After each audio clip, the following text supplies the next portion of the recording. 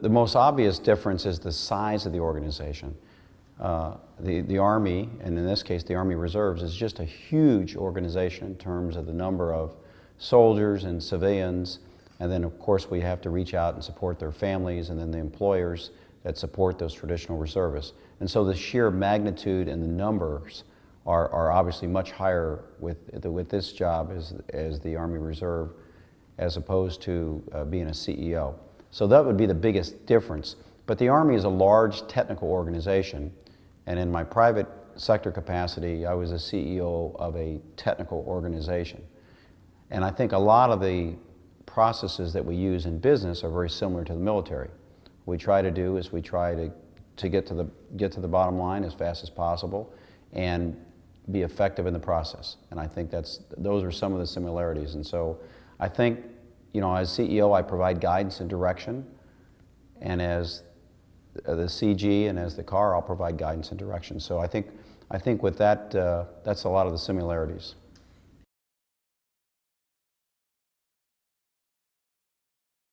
I actually had a private conversation with the Assistant Secretary that deals with sustainability with the Army, and her and I just got along great, because so many of the things that get her excited in terms of how they're going to make the Army more efficient from a sustainability perspective are the things that I do or did do in the private sector.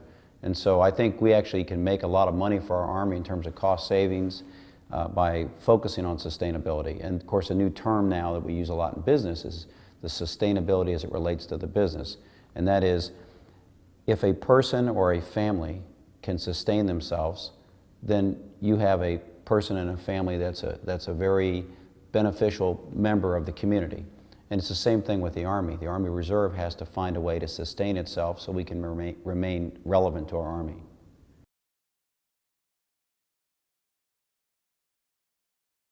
I think the first reason I went to school so much is because I'm a slow learner, and it took me a longer period of time to assimilate a lot of information that I felt was important. As an engineer, I was trained to solve problems, but I didn't feel like I was, at my initial training level, had a broad enough holistic experience in terms of education. So that's why I went back and pursued academic endeavors outside of engineering to try to have a broader perspective on problem solving.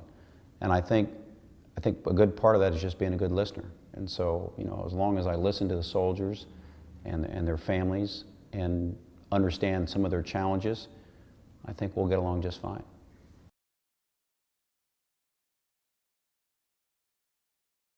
The first priority, and it will probably remain my first priority for the entire time that I'm in this job, is to make sure that we have ready, accessible soldiers, leaders, and units to provide to General Rodriguez, the Commanding General of Forces Command, and the other commands that we support outside of FORSCOM. That's going to be number one.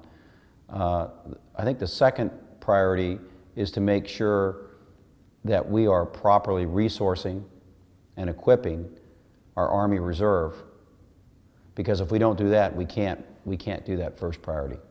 And then probably the third priority is to just make sure that we try to gain efficiencies as we streamline the Army Reserves to be more supportive to our Army, but at the same time recognize that the public, rightfully so, expects us to be more efficient with our taxpayer money.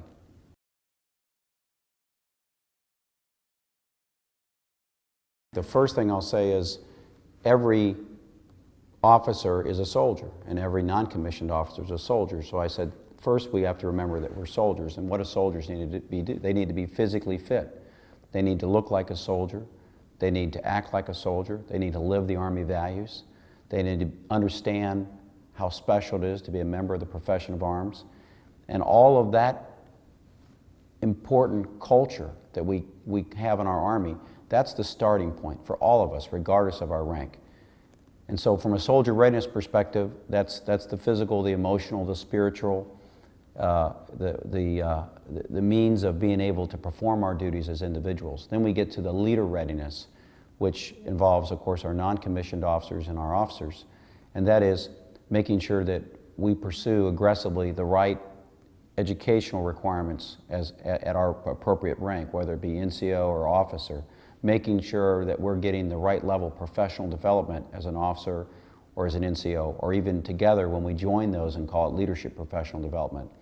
That's critical, making sure that we don't wait for the Army to give us the right assignment, that we aggressively go after the right assignment to get the right balance between staff assignments and command assignments. And then making sure that the reason we're a leader and the reason we're an effective soldier is because we represent the best and the brightest in the private sector. And we're using those civilian acquired skills and bringing them into our military capability and our leadership. When you put all that together, you get a really powerful force, and that's called the Army Reserve.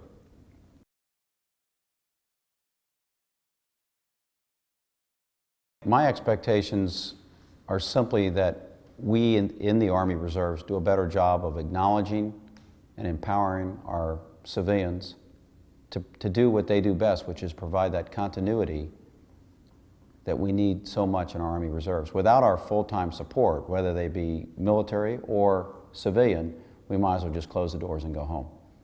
Without them, we can't do what we have to do. And so I think, first off, is we need to do a better job of rewarding and acknowledging their contributions to our Army Reserve.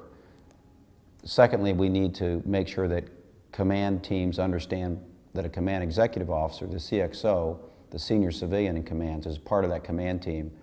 And we need to do more to empower them to help the commander, the command sergeant major, the command warrant, all of those other critical members of the command team. We need to make sure that we don't neglect that CXO as he or she is reaching out to help us properly lead and manage as commanders the civilians that are critical to our organization.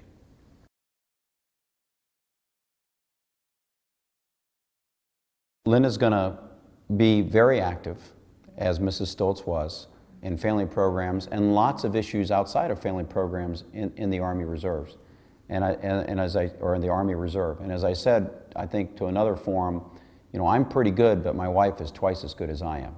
And anybody that gets to meet Linda will see how she is remarkable at her ability to engage and get to know soldiers and their families at all levels throughout the organization. So I think what you'll find is she'll certainly be involved and active in family programs, but I think you could expect her to be out there really focused on those areas where she thinks members of the families have been disadvantaged in terms of opportunity or in terms of just getting the right information and getting the right assistance that they need.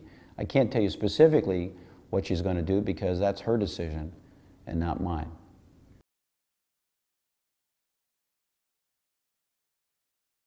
Listen to your command sergeant major. Remind him or her that their job is to train officers and to help the officer be a better officer and a better commander. That would be the first one. I think the second one is to, you have 2 ears and 1 mouth. Listen more than you speak.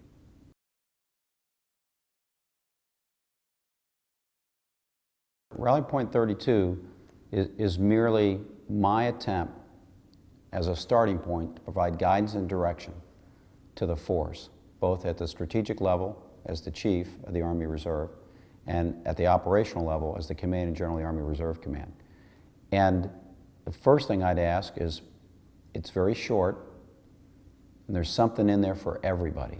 So if you are somehow affiliated with the Army Reserve, I'd ask, read it. It's a short read. It's got lots of pictures. It's graphic. And I bet you it will help you understand how the Army Reserve is critical to enabling our Army and the Joint Force.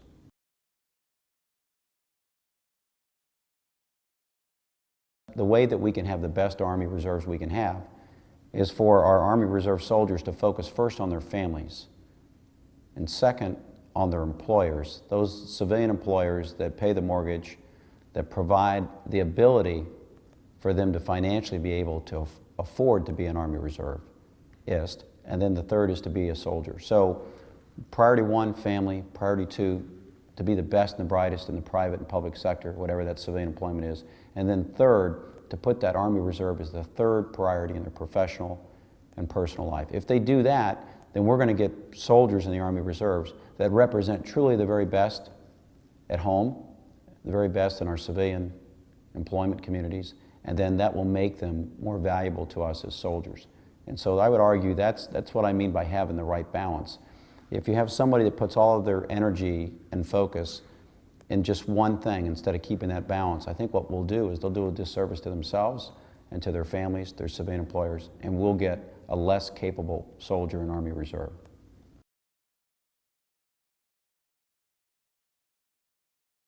For 10 years, we've been focused on doing what we had to do, which was meeting the requirements of those missions to support the force that's been engaged in combat. And we'll continue to have those requirements, although our expectation is those requirements should decrease. Along the way, because of that, we have a force in the Army and the Army Reserve that perhaps doesn't have the experience of how to do training at home station, how to properly train and plan and execute, or I should say plan, train, and execute individual and collective training. And so I think there's going to be a relearning that we're going to have to do within our Army and our Army Reserve to help people just getting back to the basics. We're not going to have a lot of time, and we're not going to have the same level of resourcing. So we shouldn't make it hard. Let's just focus on our ability to shoot, i.e. be able proficient with our weapon systems that we have in our formations. The second is to move, which means not only move physically as an individual, which means more PT drill sergeant, but also to make sure that we can convoy from point A to B in a tactical environment. And then along the way, we can communicate, which means command and control systems, making sure we understand mission command. If you just do those three things, which are pretty darn hard in today's battlefield, you'll be a hero, you'll be successful. And so if we just focus on that, everything else will work itself out.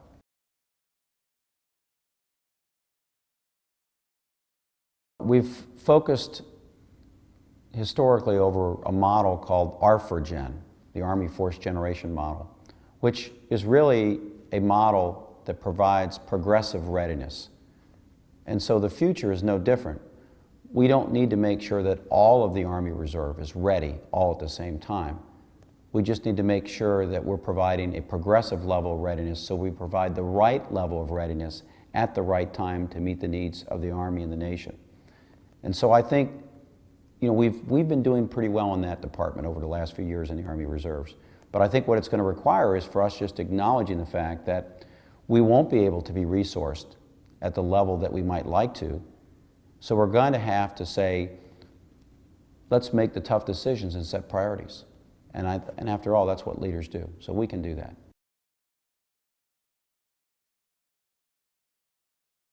Currently, the plan is for our force structure to go down to 205,000, where it was at 206,000, and we're already at 205,000. And so, if anything, we can afford to be more selective than we have been in the past in the Army Reserves, because we can reduce our numbers even further, not in terms of end strengths, but in our ability to capture those superstars who will be coming off the active duty that have lots of combat experience. And so I think General Stoltz had commented on this, and I think he had it right. What we want to be able to do is be able to bring into our formations those mid-level careerists from the active Army who have decided to leave the regular Army as it draws down, but we want them to continue to serve their country and their nation, and as an Army reservist. And so we're in a great position. We'll be able to pick up that talent, both technically and tactical talent, at the same time, so to speak, raise the standards and raise the bar in the Army Reserves, which makes the Army Reserves an even better opportunity for investment for the American people.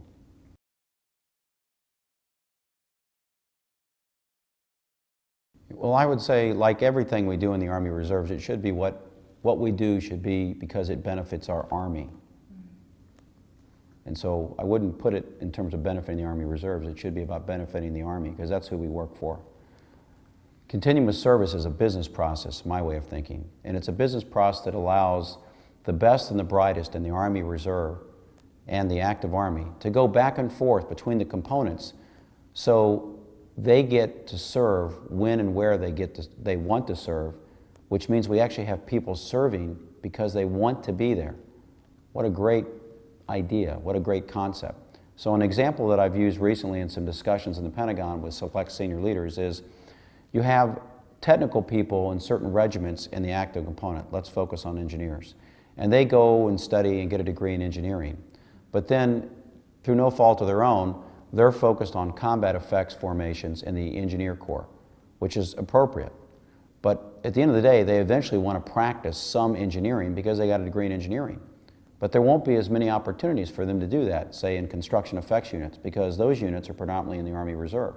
So continuum of service might allow that, in this case, this example, engineer officer, to come from the active component into the Army Reserve, go into a construction effects battalion, for example, get technical construction experience in the Army, maybe pick up a master's degree at the same time, and get a broadening experience by being in the Army Reserves, which is something that the Chief of Staff of the Army, General Odierno, is appropriately pushing. So this is a win for everybody. The same thing works the other way. We have certain skill sets in the Army Reserve. There's an opportunity to go into the active Army. All I would say is, let's just open it up and allow people to go back and forth. It makes good business sense, and it puts the best and brightest people in our Army, regardless of what component they're in.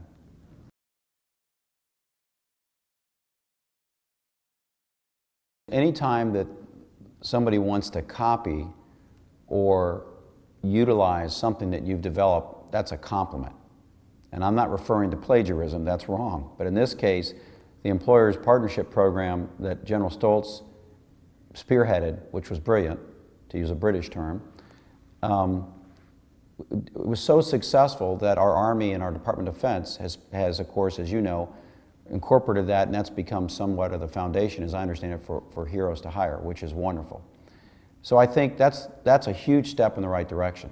Where I'd like to take it to the next step is to do partnerships with professional organizations and societies that do credentialing. So just like we have employers out there that want to provide opportunity for our soldiers to work in their organizations, now we want to bring in, I think, the special professional societies and organizations that provide those special credentials that tend to be associated with those technical skill sets that are predominantly in the enabling forces we have in the Army Reserves. Now what we're doing is we're making that soldier more marketable in the civilian sector by being a member of the Army Reserves, which is a positive thing for their family and for that organization. And they in turn are making themselves more positively or more marketable for our Army.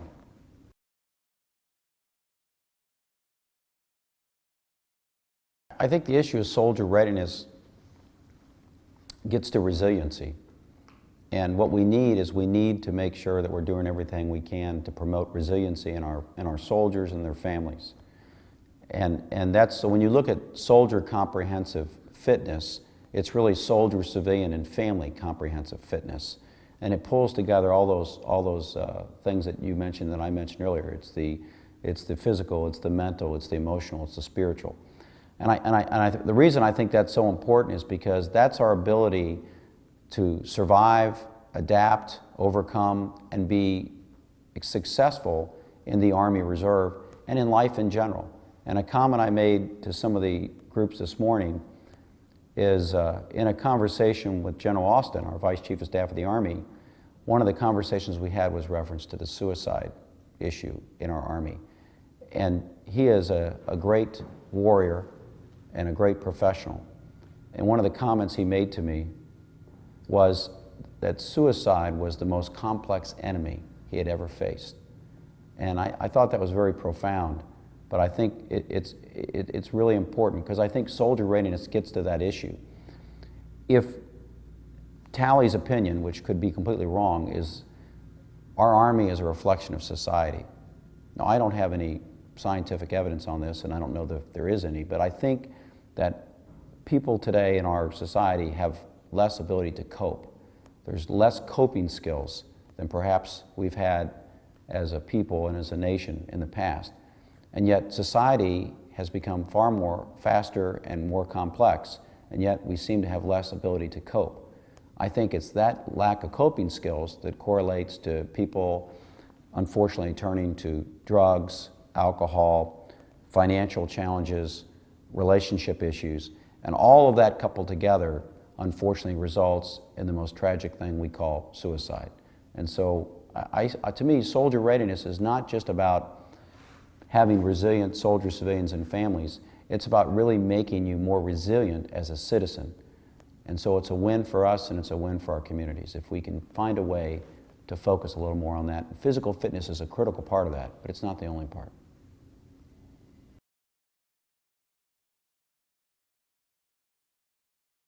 the message I'd like to give to our soldiers that are in the Army Reserve is that sometimes we can look at our experiences as a reserve soldier as a time of woes.